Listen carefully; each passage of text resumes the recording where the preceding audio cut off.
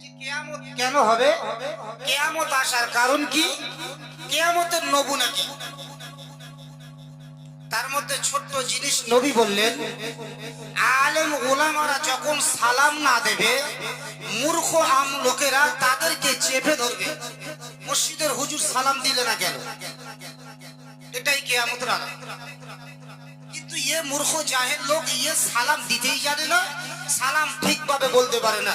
কিন্তু ইয়ে মসজিদের ইমাম সাহেব আলেম ওলামাকে প্রশ্ন করছে, আমাদের মসজিদে থাকে, ইনি সালাম দিল না, পাশ থেকে চলে গেল। আরো আলামত কি, মসজিদের যারা ইমাম হবে, যারা আলেম উলামা হবে, তারা হলো একজন নেতা। রাসূল বললেন, নেতা যেটা বলবে প্রত্যেকের সেটা শুনতে হবে। কিন্তু আজ আমরা মসজিদের নেতা বলে ভাবে ঠিক করা, কিন্তু নেতার কথাকে আমরা সব মেনে চলি, বরঞ্চ আমরা যেটা বলি নেতা সেটাই শোনে। এটাই তো কিয়ামতের আলামত। বরঞ্চ আমরা যেটা বলি নেতা সেটাই মানে।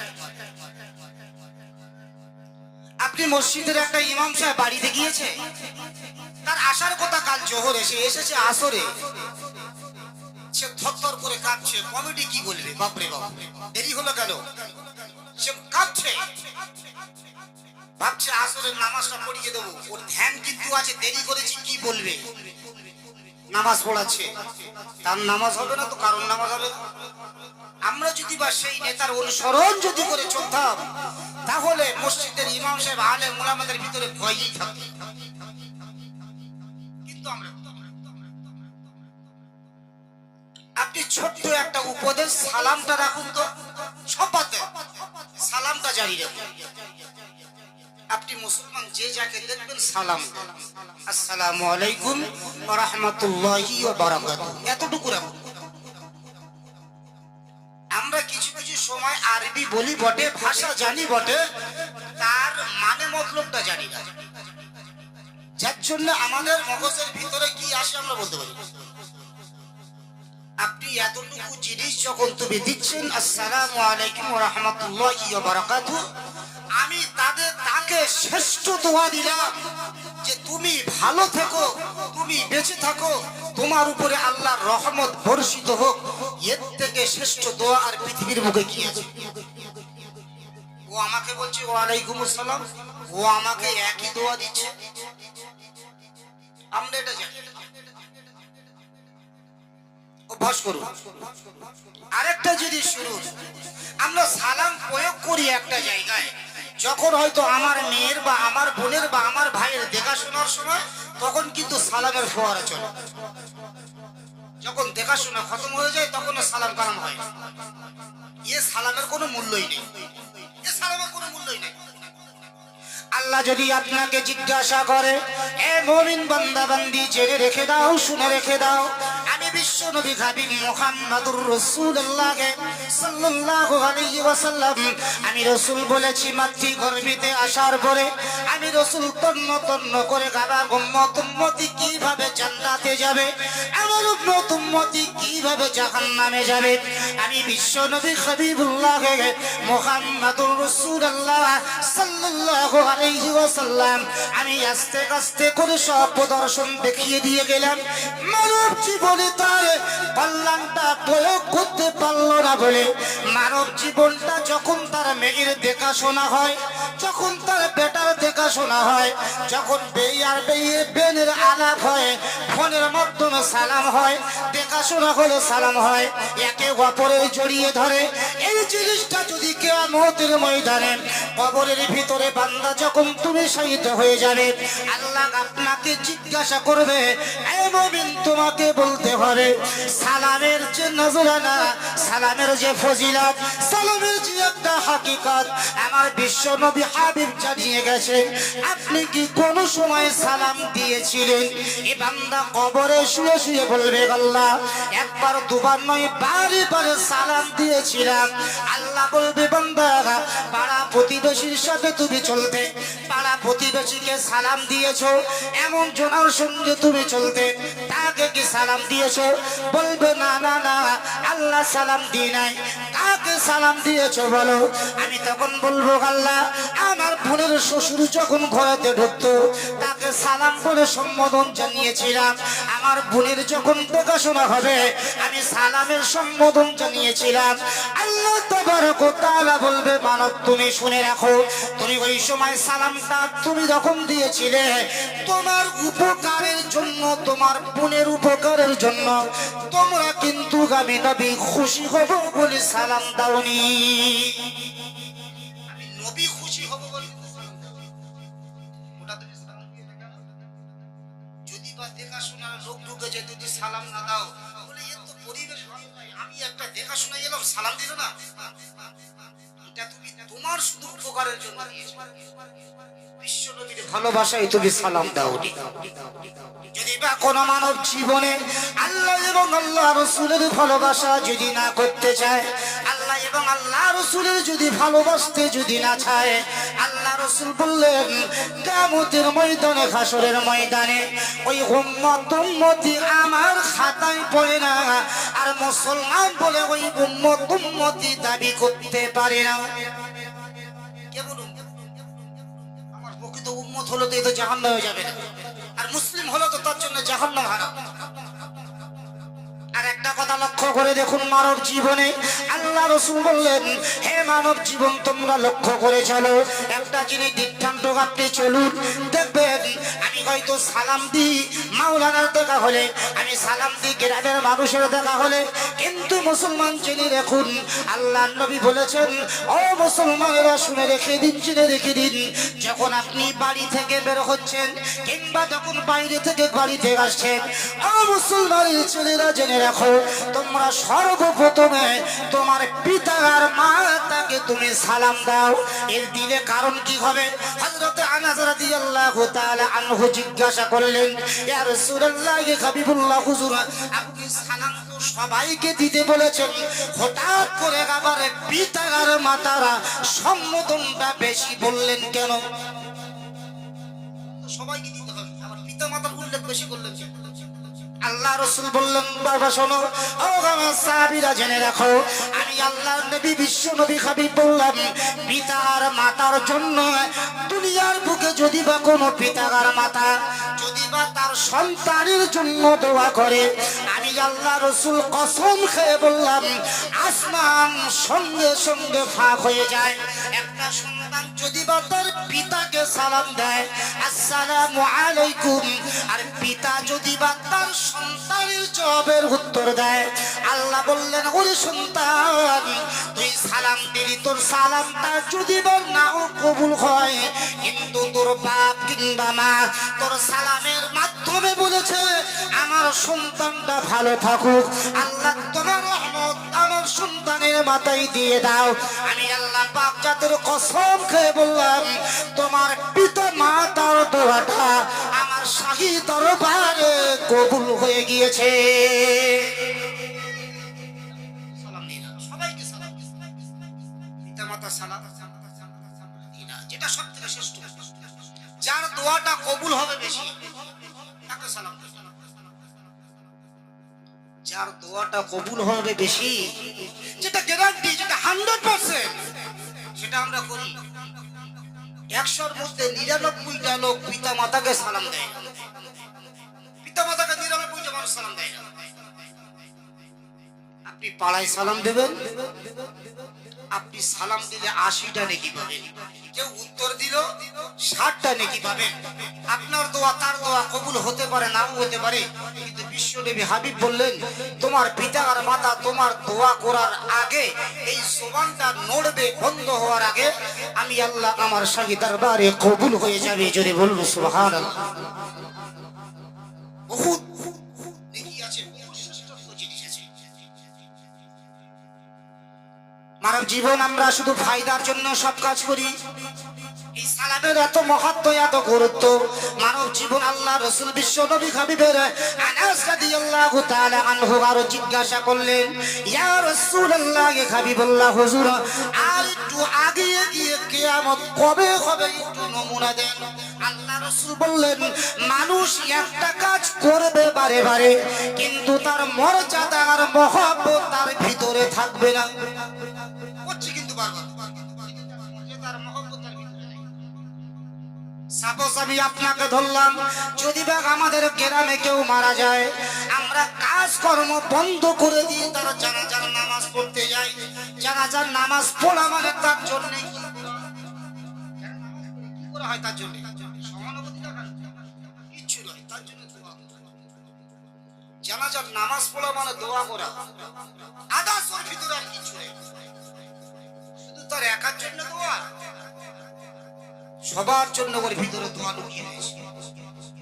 আমরা ইমাম সাহেব কিন্তু মাওলানা সাহেব কিংবা কাউকে বলি, ও হুজুর একটু মাইকে নিয়তটা বলে দাও, নিয়ত বলে দাও, হুজুর নিয়ত বলে দাও। হুজুর নিয়ত বলে দিলা, বাকি আর কি বলতে হবে আমরা আর কিছু জানি না। আপনি দোয়া করতে চুপচাপ মেরে দাঁড়িয়ে আছেন, মাইয়াতের দোয়া করতে গিয়েছেন, কিচ্ছু বলেননি। আপনি কি দোয়াটা তার জন্য করেছেন বলেছেন? আপনি তো কিচ্ছু বলেননি। আপনি আল্লাহু আকবার বলে দাঁড়িয়ে চুপচাপ মেরে দাঁড়িয়ে কি দোয়াটা করলেন? একটা জিনিস ওই ভিতরে আল্লাহ রাসূল বললেন, মাইয়াতের দোয়া যখন জানাজার নামাজ হয়, যখন মানুষ নামাজের ভিতরে দোয়া চায়, শুধু খালি মাইয়াতের উপকার হয় না, যে দোয়া করে আমি রাসূল বলছি তার আরো হাজারো উপকার হয়। জোরে বলুন সুবহানাল্লাহ। তারা দোয়া করছে, তার থেকে যে বেঁচে আছে তার বেশি দোয়া করুন, তার উপকারটা বেশি হয়। আপনি লক্ষ্য করুন, আমরা আরবির মানে আর মতলব কিছু বুঝি না। আমাদের যখন চার তাকবীর আসার আগে আমাদের ওই সময় একটা দোয়া পড়তে হয়। দোয়াটা হলো আল্লাহুম্মা গফিরলি, আল্লাহুম্মা গফিরলি। মাইয়াতের জন্য হচ্ছে কি, লক্ষ্য করুন, কি আমাদের জন্য হচ্ছে চার তাকবীরের আগে বলছি আল্লাহুম্মা গফিরলি, হে আল্লাহ আমাকে ক্ষমা করে দাও। আমার হচ্ছে আল্লাহুম্মা গফিরলি, আল্লাহ আমাকে ক্ষমা করে দাও। হাইয়িনা, যারা বেঁচে আছে, এখন হচ্ছে বেশি, হাইয়িনা যারা বেঁচে আছে, ওয়া মাইয়িতিনা যারা মারা গেছে। 4 নম্বর তাকবীরের আসার আগে আমরা বলছি আল্লাহুম্মা গফিরলি, আল্লাহ আমাকে ক্ষমা করে দাও। হাইয়িনা যারা বেঁচে আছে, ওয়া মাইয়িতিনা যারা মারা গেছে। শাহিদিনা, এই স্কুল মাঠে আমরা যারা সবাই একত্রিত জড়ো হয়েছি, ধরো সাপোজে ধরে নিলাম আমি মারা গেছি, স্কুল মাঠে 100 লোক জড়ো হয়েছে, আমি বলছি ও শাহিদিনা, আমরা যত লোক স্কুল মাঠে দাঁড়িয়ে গেছি আমাদের সবাইকে ক্ষমা করে দাও। এবং আমার আব্বা, আমার মা, আমার দাদা, আমার দাদি, কিংবা আমার মহব্বতের কোনো মানুষ আমার চোখ থেকে আড়াল হয়ে কবরবাসী হয়ে গেছে, ও গায়বিনা, তার মানে আমাদের চোখ থেকে গাড়ালে আল্লাহ তাদেরকেও ক্ষমা করে দাও। জোরে বলুন।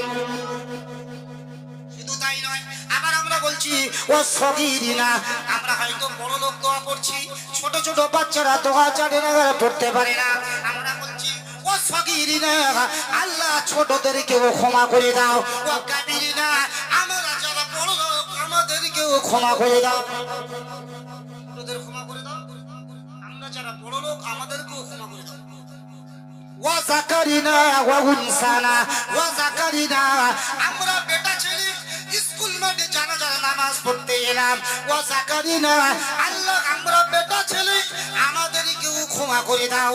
কিন্তু আমার বোন কিংবা আমার মা কিংবা আমার কচি কচি বাচ্চারা, আমাদের পাড়া প্রতিবেশীর মেয়েরা তো জানাজার নামাজ পড়তে আসে না, আমরা এখানে দাঁড়িয়ে দাঁড়িয়ে দোয়া করলাম ওয়া উনসানা, আল্লাহ ওয়া যাকারিনা, আমরা বেটা ছেলে ক্ষমা করে দাও।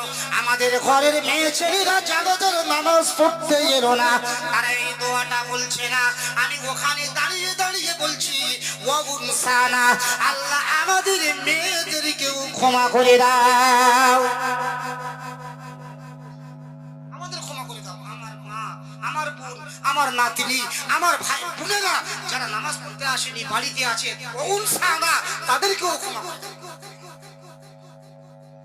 আল্লাহুম্মা মান আহয়াইতাহু মিন নাফাইহি আলাল ইসলাম, শুধু ওটা বলে বললাম না, আল্লাহুম্মা মান আহয়াইতাহু মিন নাফাইহি আলাল ইসলাম, আয় আল্লাহ এত পৃথিবীর ভুবন ছেড়ে জীবন ভর চলে গেল, এই ইসলামের ভিতরে ছিল কি ছিল না আমি বলতে পারি না। যতজন জানাজার নামাজ পড়তে গেল কেউ তো বলতে পারে না।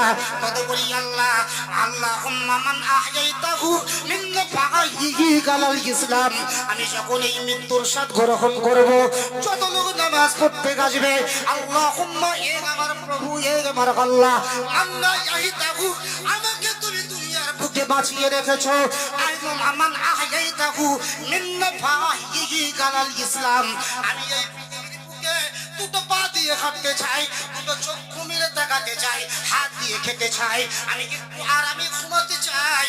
কিন্তু আমি আল্লাহ, আমি তোমার বান্দা, আমি বিশ্ব নবী রাসূল হিসেবে জানাজার নামাজের ভিতরে দাঁড়িয়ে দাঁড়িয়ে প্রতিজ্ঞা করলাম মান আহয়াইতাহু মিন ফাহিহি কালাল ইসলাম। আল্লাহ এখন থেকে আমি প্রতিজ্ঞা করলাম আমাকে ইসলামের ঝান্ডার নিচে দান করে ইসলামের পতাকায় আমাকে দাঁড় করিয়ে দাও। প্রতিজ্ঞা করে ইসলামের ঝান্ডার ভিতরে আমাকে দাঁড়িয়ে আমার ইসলামের ঝান্ডার হিসেবে আমাকে দাঁড়িয়ে প্রতিজ্ঞাগুলো করছি। ওয়ামান তাওয়াফাইতাহু মিন্না ফাতাওয়াফাহু আলাল ঈমান।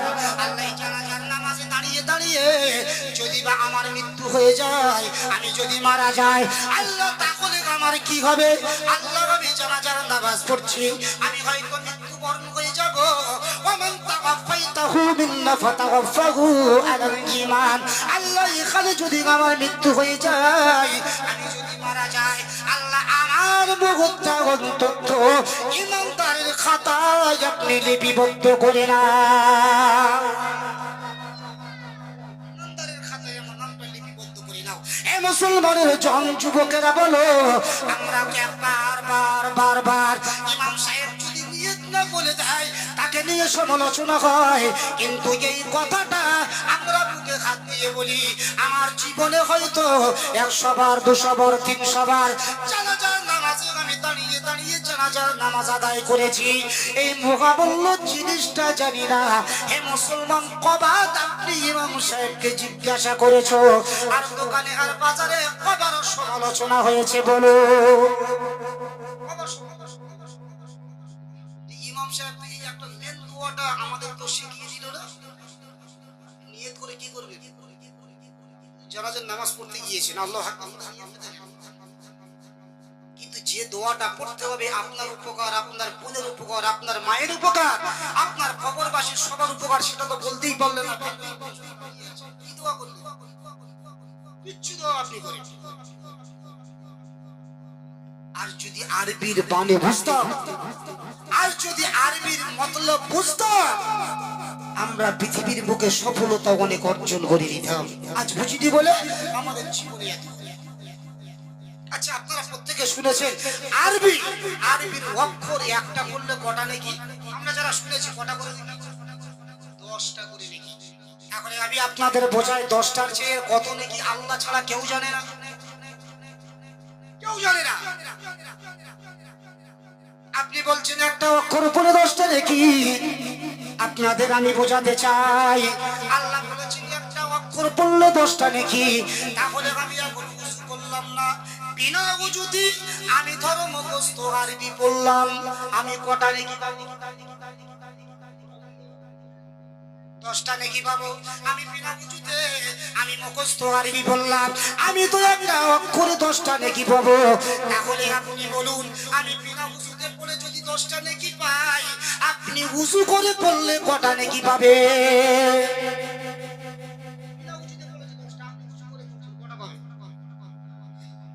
বিনা উজু আর যে উজু দুজনের পার্থক্য আছে কি? তাহলে আমি যদি 10টা পাই, উজু করে পড়লো ও কটা পাবে? আল্লাহ রাসূল বললেন, যদি বা কেউ উজু করে পড়ে, উজু করে পড়ার কারণে যদি বা উজু করে মুখস্থ বলে, আমি আল্লাহ রাসূল জানিয়ে দিলাম একটা অক্ষরের বিনিময়ে ওই বান্দাটা বান্দিটা 25টা করে নেকি পাবে। আর আল্লাহ নবী বললেন, মুসলমানেরা জেনে রেখে দাও, শুনে রেখে দাও, তাহলে একজন বিনা উজুতে পড়েছে 10টা পেয়েছে, একজন উজু করে পড়েছে 25 প্রচেষ্টা পেয়েছে। তাহলে আল্লাহর নবী আপনাকে জিজ্ঞাসা করলাম, আমি ওযু করার পরে যদি নামাজের ভিতরে দাঁড়িয়ে দাঁড়িয়ে কোরআন তেলাওয়াত করি, তাহলে ওযু করে নামাজ পড়লো না, সে যদি 25টা নেকি পায়। আমি ওযু করে নামাজি খানাতে কোরআন তেলাওয়াত করলাম, তাহলে ও আর আমি কি সমান নেকি পেতে পারি? বিনা উঁচুতে পড়ে 10টা, ও উঁচু করে পড়ে 25টা, তবে ও উঁচু করে নামাজ পড়েনি, পড়েছে 25টা পেয়েছে। আমি উঁচু করে নামাজ পড়ছি, আমি পাবো বটে। আছে না রে, উঁচু করে নামাজ পড়েনি, পড়েছে 25টা পাচ্ছে, কিন্তু আমি তো উঁচু করে নামাজ পড়ছি, আমি পাবো কটা? আল্লাহ রাসূল বললেন, ওয়া আমার উম্মতিরা জেনে রেখে দাও, শুনে রেখে দাও, আমি বিশ্ব নবী হাবিবুল্লাহ মুহাম্মদুর রাসূলুল্লাহ জানিয়ে দিলাম, যদি বা কেউ ওযু করে আবার যদি নামাজের কাতারে দাঁড়িয়ে যায়, নামাজের কাতারে দাঁড়িয়ে যাওয়ার পরে যদি কোরআন তেলাওয়াত করে, আমি বিশ্ব নবী হাবিব জানিয়ে দিলাম, একটা অক্ষরে 50টা করে নেকি পাবে।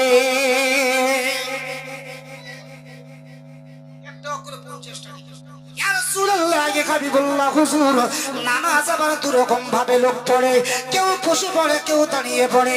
ইয়া রাসূলুল্লাহ, হাবিবুল্লাহ, আমি আমার প্রেমে বুঝতে পারলাম না, দাঁড়িয়ে পড়লে 50 না বসে পড়লে 50? দাঁড়িয়ে পড়ে তার হুজুর 50 কে, আমি দাঁড়িয়ে পড়েছি, ইয়ে বসে পড়েছে, হুজুর দুজন কি সমান? সাহাবাদের আকীদা দেখুন, তাদের জানার শিক্ষা দেখুন। হুজুর আমি দাঁড়িয়ে পড়েছি, নামাজ দাঁড়িয়ে বসে পড়েছে, হুজুর কি হবে? হুজুর বললেন, ও আমার সাহাবীরা জেনে রেখে দাও, শুনে রেখে দাও, আমি বিশ্বনবী রাসূল জানিয়ে দিলাম, যদি বা কেউ বসে বসে যদি বা কেউ কোরআন তেলাওয়াত করে, তাহলে প্রতি অক্ষরে 50টা করে নেকি পাবে। আর যদি বা কেউ দাঁড়িয়ে দাঁড়িয়ে কোরআন তেলাওয়াত করে নামাজের ভিতরে, আমি বিশ্বনবী হাবিব জানিয়ে দিলাম, প্রতি অক্ষরে 75টা করে নেকি পাবে। 75টা করে পাবে। আবার প্রশ্ন করা হলো, হাবিব আপনাকে প্রশ্ন করা হলো, ইয়া রাসূলুল্লাহ, ইয়া হাবিবুল্লাহ, এ কোরআন পড়েছে বিনা উজুতে 10টা নাকি? ও উজু করে পড়েছে 25টা নাকি? ও বসে নামাজ পড়েছে 50টা নাকি? ও দাঁড়িয়ে নামাজ পড়েছে 75টা নাকি? কিন্তু ইয়া রাসূলুল্লাহ, ইয়া হাবিবুল্লাহ, হুজুর যে কোরআনের আয়াতগুলো পড়েছে, ওর মানে মতলব কিচ্ছু বোঝেনি, ও পড়েছে তাই নাকি পেয়েছে 50টা। আর আমি কোরআনের আয়াত পড়ি, কিন্তু তার মানে মতলবটাও বুঝি, তাহলে ওর নেকি আর আমার নেকি কি সমান হবে? বুঝতে পারেননি কি? ও তো বিনা উঁচুতে পড়ে 10টা, ও উঁচু করে পড়েছে 25, ও উঁচু করে নামাজ বসে পড়েছে 50, ও দাঁড়িয়ে পড়েছে 75। কিন্তু ওরা যে কোরআন তেলাওয়াত করলো, ওর মানে বোঝে না। ও হয়তো পড়েছে আলহামদুলিল্লাহি রাব্বিল আলামিন, কিন্তু আলহামদুলিল্লাহর মানে বোঝে না। কিন্তু ইয়া হাবিব, আমি আলহামদুলিল্লাহি রাব্বিল আলামিন পড়েছি, তার মানে বুঝি, আমার নাকি দুজনের কি সমান? আল্লাহ রাসূল বললেন, মুসলমানেরা জেনে রেখে দাও, শুনে রেখে দাও, ও আমার সাহাবীরা জেনে রেখে দাও, শুনে রেখে দাও, যদি বা কেউ কোরআন তেলাওয়াত করে, আর যদি বা ওখানে সে মানে আর মতলব বোঝে, যদি বা জাহান্নামের আয়াত পড়ে, আর জাহান্নামের আয়াত পড়তে পড়তে জাহান্নামের ভয়ে যদি বা তার চোখ দিয়ে 2 ফোঁটা পানি পড়ে, অন্তরে যদি ভয় লেগে যায়, আল্লাহর আয়াত পড়ছে, ওয়ালা খাউফুন আলাইহিম ওয়ালা হুম ইয়াহজানুন, বান্দা ওই কোরআনের আয়াতটা পড়ছে, আল্লাহর ভয়ে থরথর করে কাঁপছে। আল্লাহ, আপনি কোরআনে বলেছেন, আপনাকে যে ভয় করে, আপনাকে যে ভয় করে চলে, ওয়ালা খাউফুন আলাইহিম ওয়ালা হুম ইয়াহজানুন, আপনি বলেছেন আপনাকে যারা ভয় করে চলে, আমি আল্লাহ তার জন্য যথেষ্ট হয়ে গেলাম। নামাজের ভিতরে ওই আয়াতটা পড়ছি, আর আমি ভয়ে থরথর করে কাঁপছি। আল্লাহ, আপনি বলেছেন সিজদার মাঝখানে আপনি আছেন, কিন্তু ওয়ালা খাউফুন, আপনি বলেছেন আপনার থেকে ভয় করতে হবে। আয় রাব্বি আল্লাহ, সিজদার মাঝখানে তুমি হয়েছো, তোমার সামনে যেতে আমার ভয় লাগছে আল্লাহ, কারণ তুমি কোরআনে বলেছো ওয়ালা খাউফুন, তোমার থেকে ভয় করতে হবে।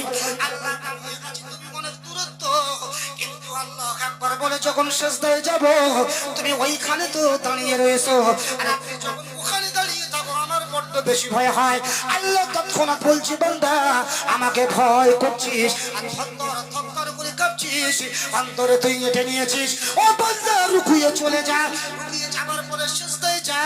আমি আল্লাহ পাক জাতের কসম খেয়ে বলছি, আর তুই বলছিস সুবহানা রাব্বিয়াল আলা, তুই বলছিস আল্লাহ তোমার পাখি যে বর্ণনা করলাম আলা, আপনি গাছের সবার উপরে।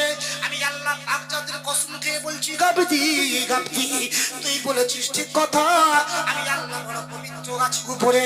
কিন্তু তুই যে তাকে সেজদা দিবি আমার ভয়ে ভয়ে, তুই যখন সেজদা দিয়ে ও কথাটা বললি বান্দা আমি আল্লাহর উপরে নাই, তুই যেখানে সেজদা দিয়েছি আমি ওখানে দাঁড়িয়ে দাঁড়িয়ে, যেখানে তুই বসে বসে তুই সেজদা দিলি আর বললি সুবহান রাব্বিয়াল আলা, আমি আল্লাহ তৎক্ষণাৎ তোর ঠোঁটে চুমো দিয়ে আমি আল্লাহ আমার মনের প্রেরণাটা মিটিয়ে নিলাম।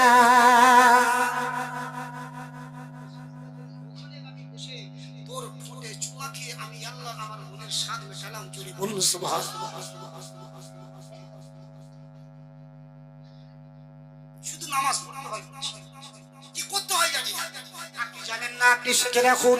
আল্লাহ রাসূল বললেন ও আমার সাহাবীরা, আমি রাসূল তোমাদের একটা কথা শুনিয়ে রাখুন, শুনুন। রাসূল বলছেন ও আমার সাহাবীরা, আপনারা যখন সিজদা দিলেন, সিজদাটা দেওয়ার পরে যখন 3 বার কিংবা 5 বার সুবহান রাব্বিয়াল আলা বলার পরে আপনি যখন আল্লাহু আকবার বলে বসেছেন, ওখানে একটা বড় দোয়া আছে।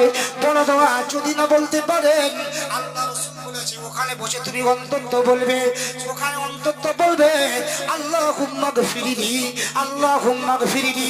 আল্লাহ রাসূল বললেন সিজদা দেওয়ার পরে দ্বিতীয় সিজদায় যাওয়ার আগে আগে বান্দা যদি ওইখানে বসে বলে আল্লাহুম্মা গফিরলি, এর মানেটা হলো আল্লাহ আমাকে ক্ষমা করে দাও, আল্লাহ আমাকে ক্ষমা করে দাও।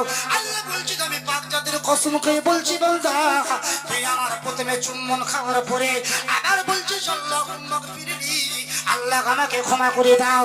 ও বান্দা আল্লাহুম্মা গফিরলি এই শব্দটা তোর জবান থেকে বেরোনোর আগে আমি আল্লাহ তোর জীবনের গুনাহ, তোর জীবনের পাপ, তোর জীবনের চুগলখুরি আমি আল্লাহ খাতা থেকে মুছে দিলাম, সব মুছে দিলাম। শুধু খালি নামাজ পড়ি, শুধু নামাজ পড়েই যাচ্ছি। আল্লাহ রাসূল বললেন ও আমার সাহাবীরা জেনে রেখে দাও, শুনে রেখে দাও, এইরকম করে যদি নামাজের মতলব বুঝে আর যদি ভাই এমন করে নামাজ পড়ে একটা অক্ষরে কত নেকি, আল্লাহ রাসূল বললেন আমার আল্লাহ ছাড়া কেউ বলতে পারে না। কত নেকি একটা, আমরা সেই ন্যাশনাল থেকে শুনে আসছি যে একটা কত নেকি আল্লাহ ছাড়া।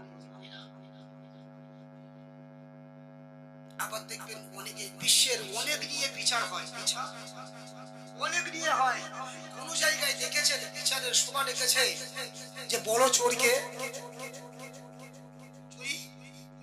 চুরি করেছে সোনা দোকান, বড় চোর।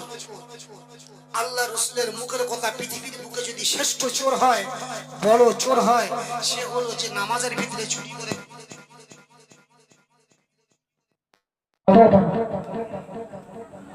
পৃথিবীর বুকে অত বড় চোর পৃথিবীর বুকে কেউ জন্মাতেই পারবে না।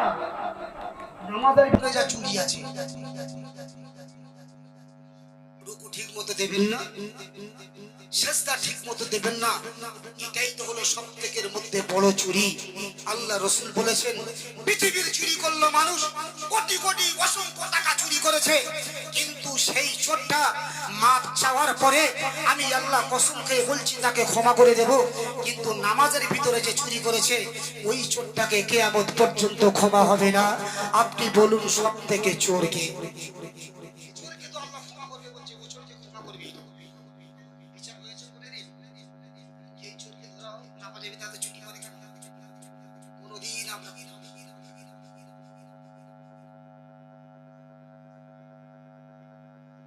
আর জানারও কোনো সময় জিজ্ঞাসা করি ইমাম সাহেব, এ আমাদের হুজুর, এ আমাদের জাননেওয়ালা, আপনি একটু আমাদের শিখিয়ে দাও, এটা করলে কি হবে, ওটা করলে কি হবে, এটা করলে কি হবে। এটাও হলো কিয়ামতের আলামত। শুধু জানাজার নামাজ পড়েই যাবে, কিছু জানবেন এটা কি। আরেকটা জিনিস মাইয়েতের কবরে শোয়াবে, মাটি দেবে, ওখানেও বলতে হয় ইমাম সাহেব একটু দোয়া বলে দেয়, মিনহা খলাকনাকুম ওয়া ফিহা নুঈদুকুম ওয়া মিনহা নুখরিজুকুম তারাতান উখরা। এখানেও দোয়া বলতে হয়, এখানেও দোয়া বলে দেয়। কেন? কি বিশাল বড় জিনিস এটা। ওইখানে 100-র মধ্যে 90টা মানুষ যারা এই দোয়াটা জানে না, মিনহা খলাকনাকুম ওয়া ফিহা নুঈদুকুম ওয়া মিনহা নুখরিজুকুম তারাতান উখরা, এর মধ্যে 3 বার মাটি দিতে হয়, পুরো 3 বার মাটি দিতে হয়। আপনি লক্ষ্য করবেন যারা এই দোয়াটা জানে না, সে বলছে মিনহা খলাকনাকুম ওয়া ফিহা নুঈদুকুম, পুরোটা শুনে সে ঠিক বলছে না, 3 বার মাটি দেবে ওটা বলে। আর যে একজন বলে দিচ্ছে ও পুরোটা শুনে আবার সে পুরোটা বলছে কোনটা বলে মাটি দেবে। আল্লাহ যদি কিয়ামতের ময়দানে ওই বান্দাকে যদি জিজ্ঞাসা করে মিনহা খলাকনাকুম ওয়া ফিহা নুঈদুকুম ওয়া মিনহা নুখরিজুকুম তারাতান উখরা, মিনহা খলাকনাকুম, এ আমার বান্দা বান্দি তোমাকে বলেছি ওই মানুষটা মরে গেল, তুমি ওর মাটিটা যখন দিতে যাও তুমি দোয়াটা বলো মিনহা খলাকনাকুম, তার মানে তুমি এইটা বলছো আল্লাহর কাছে, আল্লাহ ওই মাইয়িতটার মাটি ঢুকিয়ে দিলাম, মিনহা খলাকনাকুম, আল্লাহ এই মাটি থেকে আমি তৈরি, এই মাটি থেকে আমি তৈরি, আমি তৈরি, এটা বলছি। আর কি করছি? ওয়া ফিহা নুঈদুকুম, আল্লাহ এই মাটি থেকে তৈরি বলে ওয়া ফিহা নুঈদুকুম, আল্লাহ আবার মাটির ভিতরে আমরা ঢুকিয়ে দিলাম, আবার মাটির ভিতরে ঢুকিয়ে দাও, ওয়া মিনা নুখরিজুকুম তারাতান উখরা, আল্লাহ তুমি যদি চাও, তুমি যদি মন করো আমাদের যে মাটি ঢুকিয়ে দেয়া হবে, আল্লাহ আপনি আবার চাইলে, আপনি আবার ডাকলে আবার এই মাটির ভিতরে আপনি আমাকে জীবিত করে নেবে।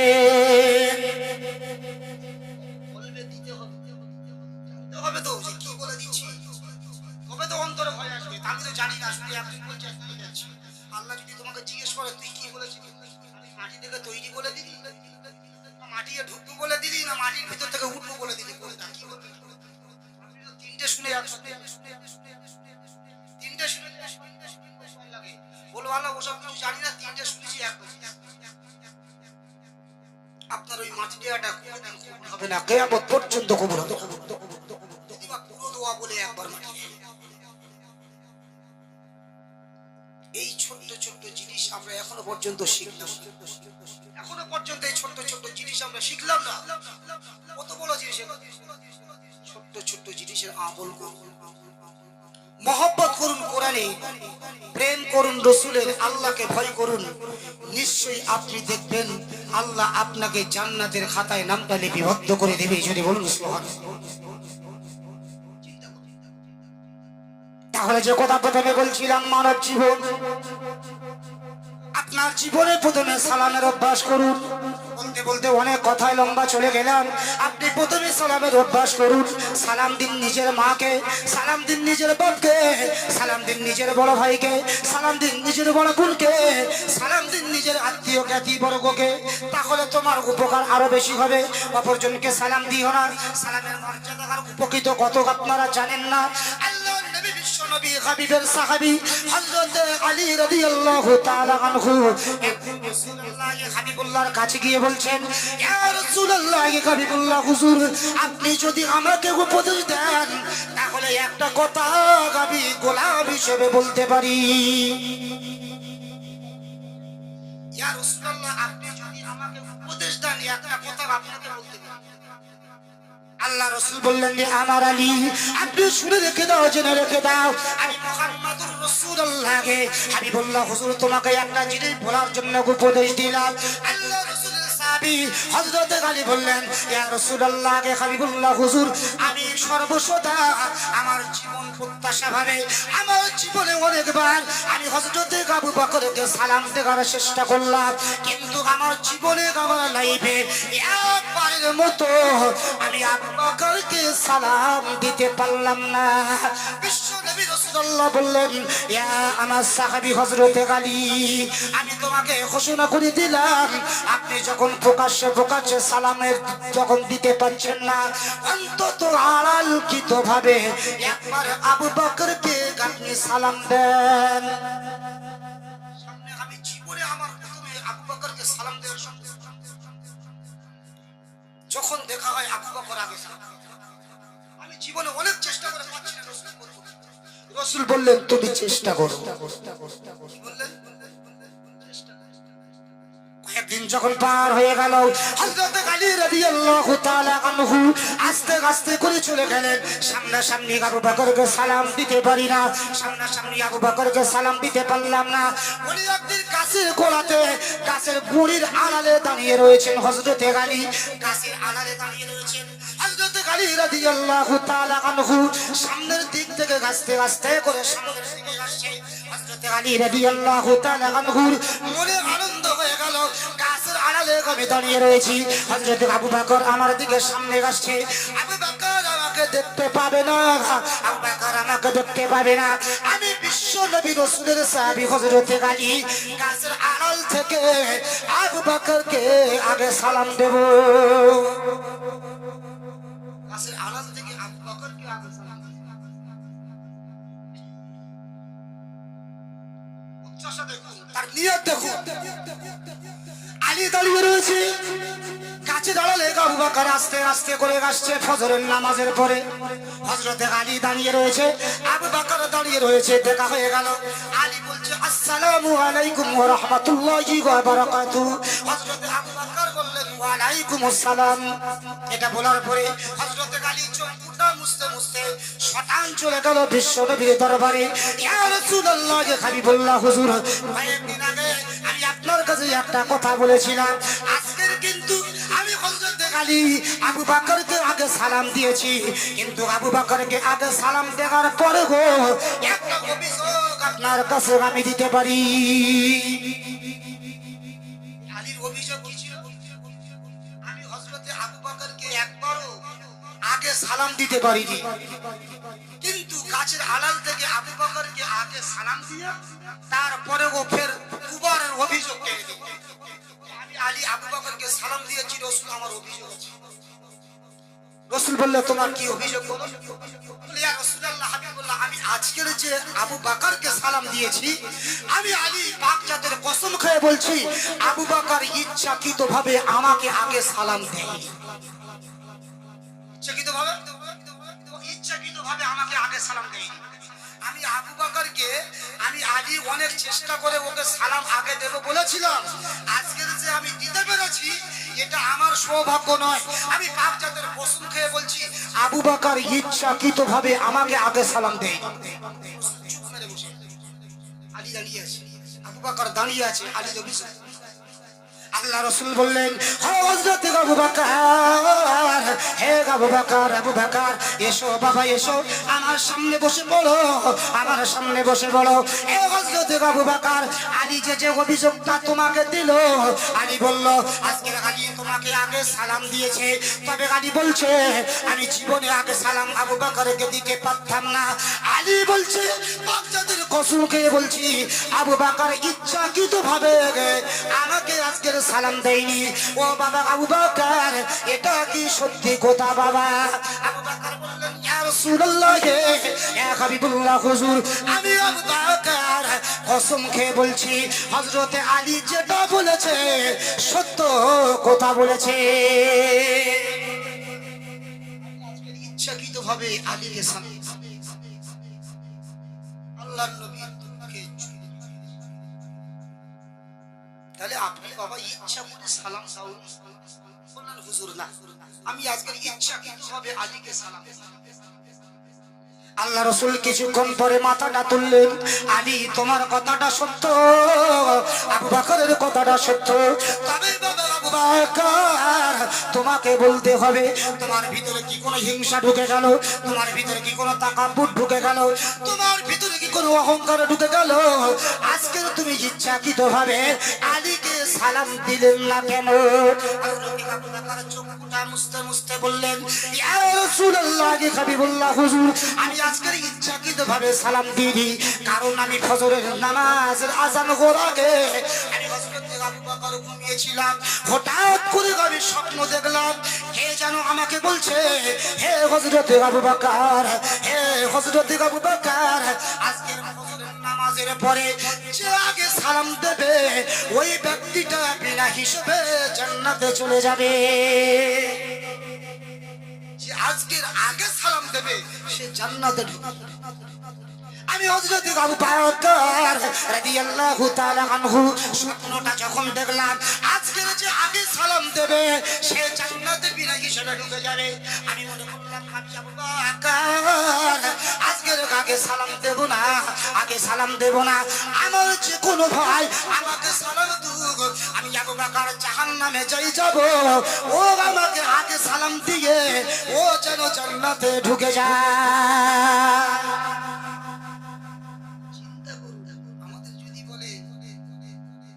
কালকের স্কুল মাঠে যে আগে যাবে ওখানে 1000 টাকা বাক্সে রাখা হবে আর চাবিটা খোলা থাকবে, সেই দিনে সবার আগে আমি টাকা পেতে হবে। তারা জান্নাতের মতো জিনিস ছেড়ে দিচ্ছে যে আমি আবু বকর জাহান্নামে যাই যাব, আমার একটা ভাই, আমার একটা সাথী, আমার একটা বন্ধু সে আমাকে আগে সালাম দিয়ে জান্নাতে চলে যাও। জোরে বলুন সুবহানাল্লাহ। নারায়ে তাকবীর, নারায়ে তাকবীর। আমাদের সেই সততা, আমাদের সেই আকীদা আমাদের জীবনে রাখতে হবে, তাহলে জীবনে আমরা সাকসেসফুল হয়ে যাব। হুজুর ভাইজান চলে এসেছে, বক্তা লম্বা চওড়া করার দরকার নেই, একটা আদেশ শুধু বলে যাই। সারা রাত জলসা শুনে উপকার যত, 1 মিনিট জলসা শুনে যে মেনেছে তার চেয়ে অনেক উপকার পেয়েছে। সে যে মেনেছে সে উপকারটা বেশি পেয়েছে। অর্থাৎ আমরা প্রত্যেকে মেনে চলবো। আল্লাহ তাআলা যেন আমাদের প্রত্যেকের তৌফিক দেয়। জোরে বলুন আল্লাহুম্মা আমিন। দরুদ শরীফ পড়ুন আল্লাহুম্মা